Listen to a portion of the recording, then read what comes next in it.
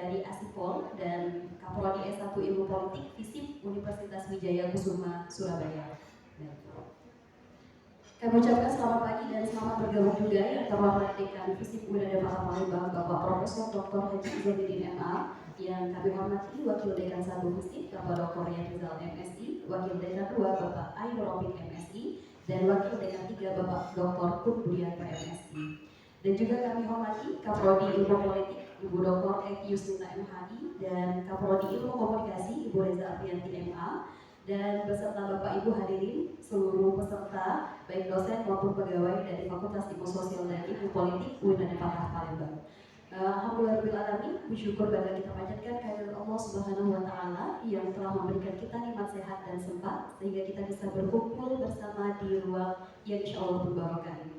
Baik, salawat dan salam semoga selalu tercurah keharidaan junjungan kita Nabi besar Muhammad SAW beserta keluarga, sahabat, dan para pengikutnya hingga akhir zaman. Baiklah Bapak Ibu hadirin yang berbahagia, dengan sangat antusias sekali perkenalkan pada kesempatan saat hari ini saya selaku moderator perkenalkan diri. Saya Putri Citra Hati, Bapak.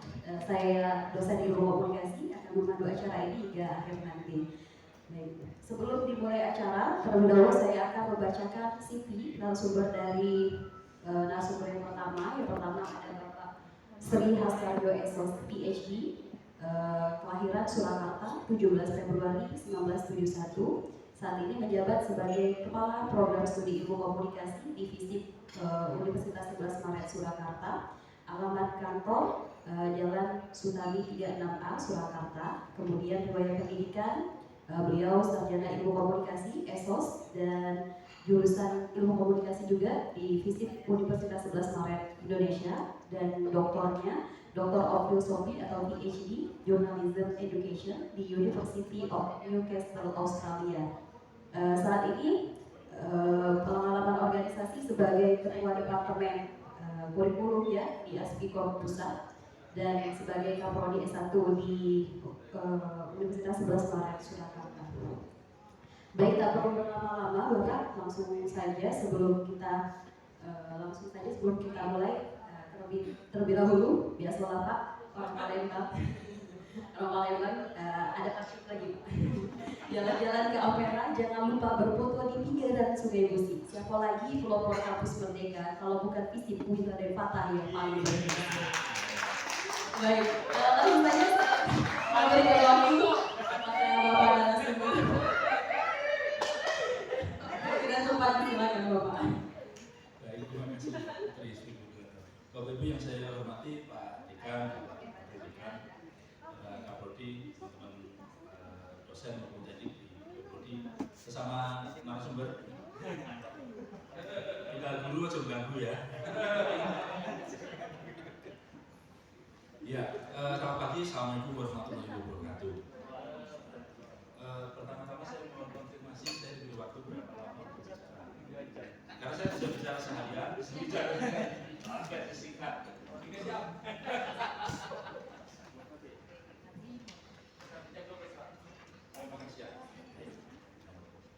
Karena saya mohon izin Bapak Ibu, karena saya besok pagi sudah harus ke Jakarta lagi ada acara, jadi setelah acara nanti pesawat saya di jam 3:30. Jadi kalau nanti akan ada diskusi dan tanya jawab sekalian ya, jangan nunggu nanti sore biar masih jalan sendiri.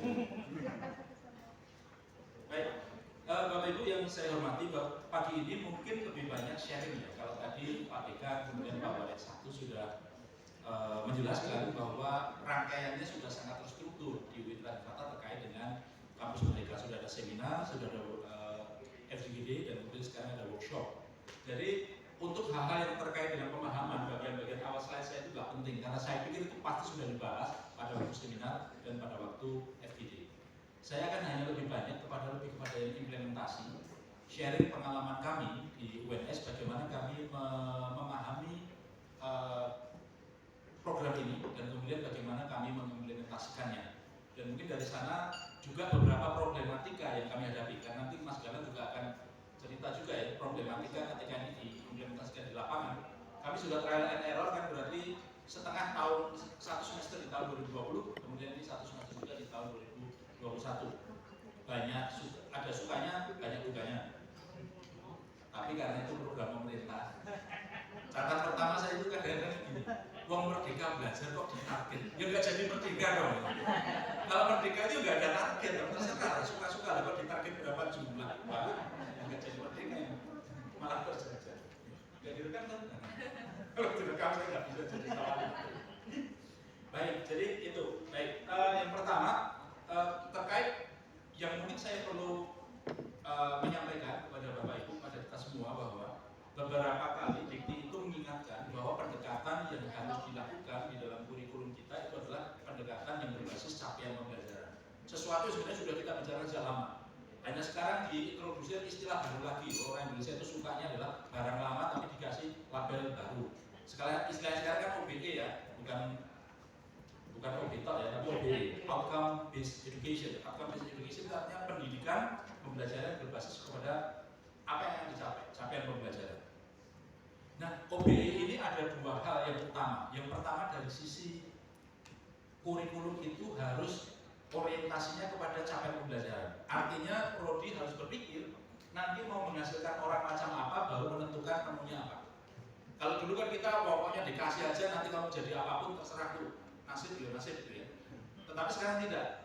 Prodi harus membuat profil lulusan dari prodi saya itu nanti akan punya profesi sebagai apa. Profesi itu membutuhkan pengetahuan apa, membutuhkan skill apa, membutuhkan sikap apa, dan itulah yang nanti akan menjadi kurikulum kita.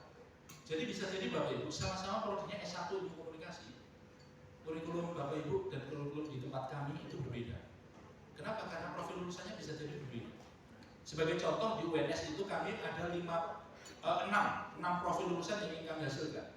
Mahasiswa S1 ilmu komunikasi UNS itu bisa mengambil peran dalam 6 profil. Yang pertama adalah sebagai peneliti dan konsultan komunikasi. Kemudian yang kedua dia sebagai jurnalis, semua media, tidak cuma jurnalis cetak ya, tapi semua media, jurnalis. Yang ketiga dia sebagai manajer kampanye iklan. Kami tidak mencetak orang yang bikin desain iklan. Itu teman Diskonvis atau mungkin di 3 periklanan. Tapi level S1 itu level manajer awal, berarti dia adalah perencana periklanan atau advertising planner. Yang ketiga, profil yang ketiga yang kami hasilkan itu adalah seorang PRO, level manager.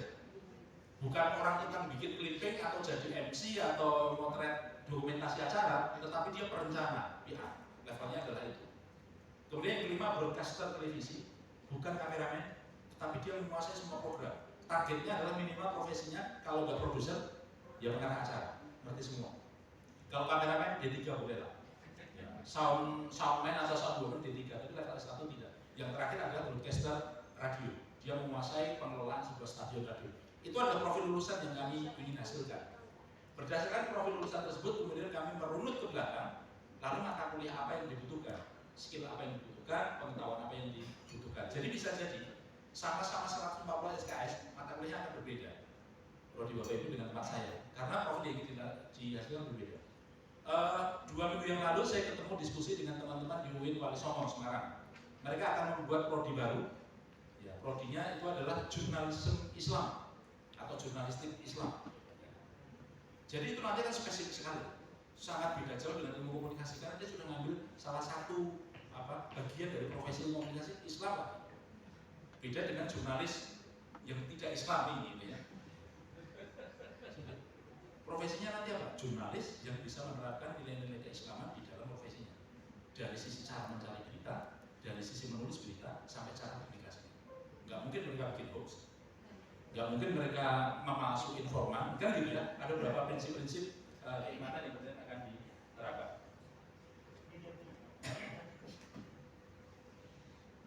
Ya sudah, nggak usah pakai itu nggak apa-apa. Bapak Ibu yang butuhkan slide, ngontak Mbak Vera sudah punya filenya. Bisa disebarkan di grup, bisa menyimak di HP masing-masing.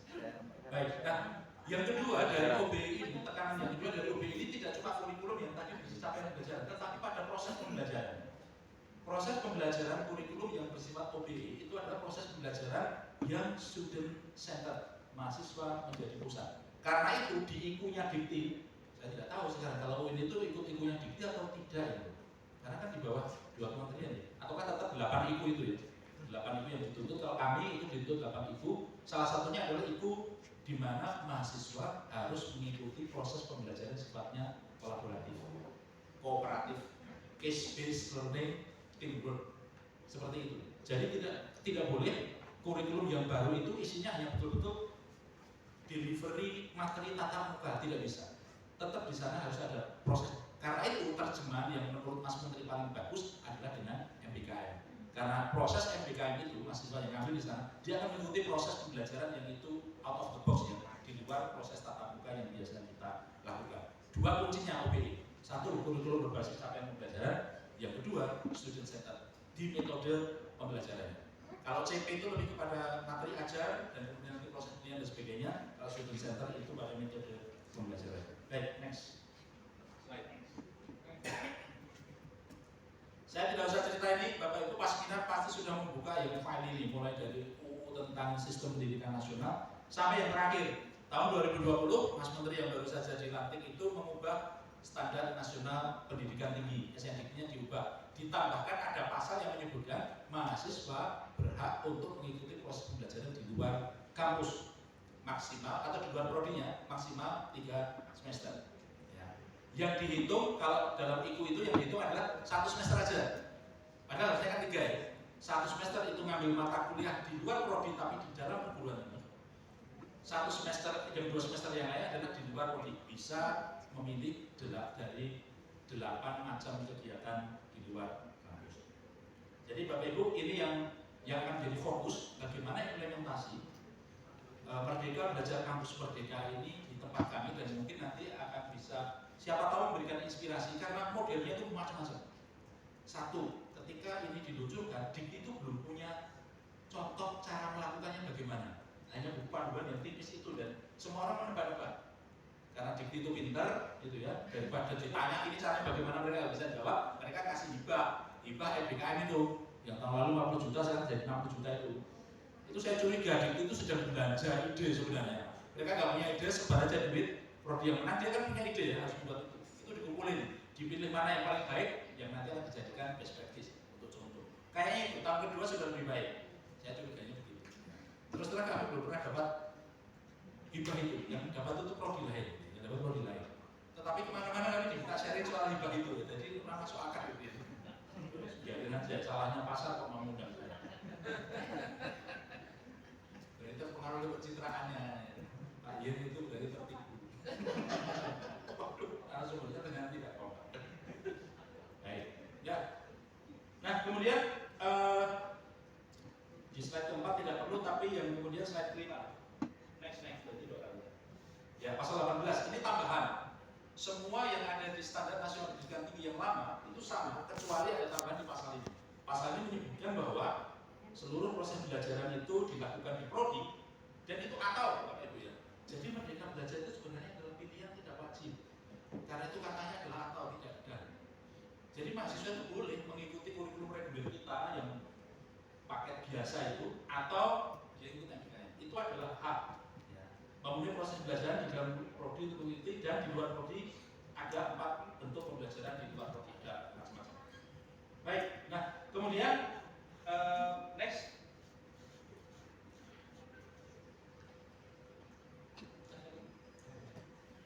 Ya. Gini. Saya sepakat dengan apa yang dikatakan Pak Wali satu tadi. Kami di UNS memahami penerapan MBKM itu tidak mengubah kurikulum sama sekali. Jadi kurikulum saya itu masih kurikulum kami di prodi itu masih sama. Mata kuliah masih sama, penempatan semesternya masih sama. Hanya saja sekarang ada pilihan. Mahasiswa boleh mengikuti model pembelajaran yang sudah kami sediakan atau dia melakukan kegiatan MBKM yang nanti akan direkognisi atau diakui untuk mengganti mata kuliah tertentu. Tidak semua mata kuliah bisa digantikan. Jadi ada beberapa toh yang kami rekognisi hanya mata kuliah yang sifatnya sudah spesifik yang terkait dengan bidang industri. Kalau dia magang industri untuk diakui untuk mata kuliah Pancasila kan agak susah ya. Atau warga negara itu gimana gitu ya. Akibatnya ya kami yang ketika dia ke magang industri yang mata kuliah terkait dengan magang itu PIK nggak mungkin direkognisi. Kemudian kedua, UNS itu menetapkan bahwa MBKM itu sifatnya adalah pengayaan. Kan semangatnya kan mendekatkan antara kampus dengan industri, semangat utamanya. Sehingga UNS itu melarang mahasiswa melakukan MBKM termasuk program belajar untuk mata kuliah MKU, nggak boleh. Mata kuliah dasar itu tidak boleh diambil di luar. Yang boleh diambil di luar itu adalah mata kuliah pengayaan yang terkait. Sehingga kami itu sampai ke teori komunikasi MPK itu harus ada di dalam. Tidak boleh ngambil mata pertukaran pelajar. Kalau sampai misalnya, kecuali kalau ketika lebih tinggi ya, mahasiswa saya ikut kuliah teori komunikasi di kampus lain, itu kan menunjukkan dan dosennya sendiri dari tidak yakin itu ya. Kalau sampai mahasiswanya dilepas ke sana ya, menganggap di sana lebih baik. Sehingga kami mengizinkan praktek kami kalau di prodi kami, mahasiswa yang ingin ikut program permata atau mengambil mata kuliah di tempat lain, itu harus konsultasi ke prodi. Harus lapor, dia mau ngambil mata kuliah apa di program studi mana, universitasnya apa. Karena kami tidak ingin dia asal ambil. Kadang-kadang mahasiswa kan asal aja karena dia nggak mau kuliah di sini kan ya. Mumpung PPKM nggak boleh ke Solo kan dia ada di Indramayu sana, nyari sekolah di Indramayu sana yang punya mata kuliah. Nah, saya tetap menolak satu mahasiswa. Pak, saya mau MBKM ngambil mata kuliah ini, mata kuliahnya menarik, saya lihat menarik. Jurnalisme digital itu kan menarik. Di tempat kami tidak ada mata kuliah itu, jurnalisme umum tempat kami. Kemudian kampusnya mana? Saya lihat kampus nanti dulu. Ini kampusnya itu ada apa enggak? Saya cek, saya Google dan sebagainya. Ini kayaknya kampusnya itu kampus yang tidak terlalu jelas sih, Mbak. Saya bilang. Satu, ini saya belum pernah dengar. Oh, saya pengurus Aspikom yang anggotanya itu hampir 300 prodi, sampai saya nggak pernah dengar nama prodi itu kan berbahaya itu ya. Kemudian yang kedua saya lihat akreditasi institusinya itu tidak jelas. Sementara UNS sendiri menghendaki kalau mahasiswa mau mengambil di prodi lain, itu minimal akreditasinya harus sama atau lebih tinggi daripada akreditasi. Nah itu sudah membatasi banyak hal. Akreditasi prodi kami itu A itu sejak BNPT mulai menilai. Jadi kami sudah 6 kali berturut-turut tidak pernah B. Terus itu. Dan saya belum pernah bikin kurangnya. Yang bikin kaprodi yang lama, saya jadi kaprodi yang baru, tinggal menerima warisannya ya. Dia yang kerja ya, saya yang dapat rezeki yang gede. Saya bilang itu rezeki anak soleh. Ya, tapi ini sekarang dapat akreditasi internasional bersih juga ya sebagai kaprodi. Tetapi jadi itu syarat yang kami lakukan sehingga mahasiswa tidak asal ambil. Kalau dari prodi lain mau ke tempat kami itu dibebaskan akreditasi apapun. Tetapi kalau mahasiswa kami ingin mengambil dari prodi di luar perguruan tinggi kami, syaratnya adalah minimal sama atau lebih tinggi akreditasinya. Karena kami sudah A, kan berarti ya harus A. Dia ngambil yang di B, wah mohon maaf, sekalipun mungkin mata kuliah yang bagus, kami belum bisa mengizinkan. Karena itu nanti dalam tanda petik citra UNS menjadi di mata orang lain mungkin gimana. Tapi satu lagi nih Pak, ini saya tadi nyebut mafia PTNBH, karena PTNBH sekarang bikin permata sendiri di antara PTNBH. Makanya gitu ya. Jadi pertukaran hanya di antara mereka ya. 10 tambah sekarang tambah 11 ya, tambah kami yang Universitas PTNBH itu kemudian bikin konsorsium sendiri, bikin permata yang nggak laku. Cuma orang 11 itu mau apa itu ya. UGM nggak mau ngambil mata kuliah tempat saya itu pasti ya, mereka gengsi ya. UI mana mau ngambil mata kuliah tempat saya. Akhirnya kan mahasiswa saya pergi ke sana. Nah, kita kan tetap jadi dijajah juga oleh universitas besar walaupun sama-sama PTNBH. Baik, nah jadi itu penerapan yang pertama di tempat kami ada beberapa kisi-kisi yang harus ditaati oleh mahasiswa. Termasuk juga magang Bapak Ibu. Jadi nanti kalau mereka magang, sekalipun itu magang programnya dikti dan di leafletnya itu dikatakan ini bisa diakui 12 SKS. Di awal saya sudah mengatakan pada mahasiswa kami tidak jamin 12 SKS kami akui. Saya akan minta mereka speknya apa dulu. Di sana kamu akan belajar apa, aktivitasnya apa saja. Berdasarkan aktivitas itulah yang nanti kami bisa rekognisi menjadi berapa SKS. Karena sekali lagi kita tidak bisa dalam tanda petik tidak bisa berkhianat dari capaian pembelajaran yang kita buat sendiri kan. Kalau dia kemudian melakukan magang entah di mana dan ternyata yang dicapai tidak sama dengan CP yang kita tetapkan, berarti kan dia belum kompeten seperti yang kita inginkan. Dia tidak akan bisa mencapai profil lulusan yang kita inginkan. Jadi memastikan bahwa aktivitas dia MBKM itu mirip atau bisa diakomodir dengan CP kita. Nama mata kuliah bisa beda, tapi yang penting CP-nya sama atau mirip dengan itu. Itu catatan berikutnya. Nah, Bapak Ibu kalau kurikulum pendekatan OBE, Bapak Ibu sudah mengerjakan ini semua, mulai dari visi misi, kemudian sampai pencapaian pembelajaran yang diterjemahkan dalam RPS.